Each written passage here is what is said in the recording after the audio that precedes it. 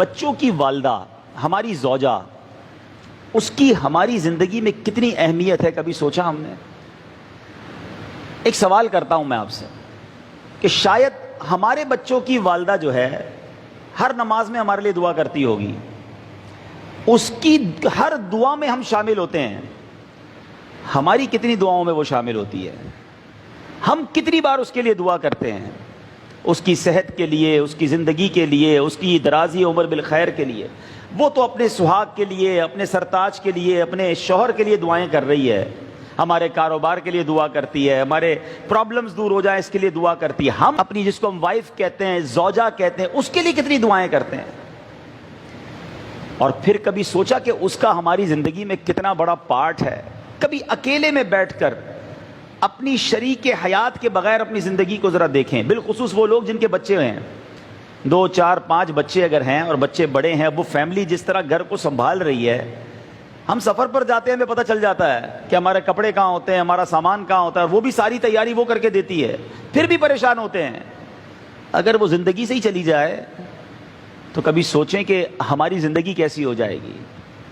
جن میاں بیوی میں محبت ہے نا، اللہ کی نعمت ضرور ہے، مگر جب ان میں جدائی ہوتی ہے، اور اگر بچوں کی والدہ پہلے چلی جائے، کیونکہ میں نے بہت کلوزلی اپنے والد کو دیکھا ہے، میں نے اپنی ایک آبزرویشن ہے میری، ہو سکتا ہے غلط ہو، کہ شوہر کا پہلے انتقال ہو جائے نا تو بیوی گھر سنبھال لیتی ہے، بیوائیں بہت ساری ہوتی ہیں، کیونکہ اس کو پہلے بھی گھر میں رہنے کی عادت ہوتی ہے، بچے سنبھالنے کی، فیملی سنبھالنے کی، اسٹیبلش کرنے کی عادت ہوتی ہے۔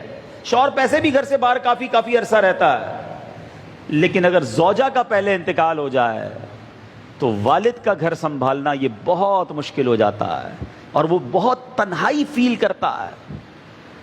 تو میرے بیچ اسلامی بھائیوں، اللہ کی اس نعمت کی قدر کیجئے۔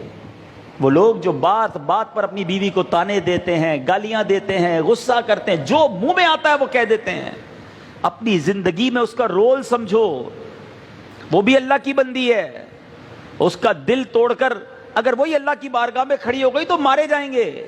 جہاں دوسروں کے حقوق ہیں وہاں زوجہ کے بھی حقوق ہیں، کبھی اس سے بھی مسکرا کر بات کر لو، کبھی زندگی میں اس کا بھی شکریہ ادا کر دو کہ آپ نے میری زندگی میں بڑی آسانی کی ہوئی ہے۔ کبھی وہ کھانا بنا کر لائے تو کبھی جزاک اللہ اسے بھی کہہ دیا کرو۔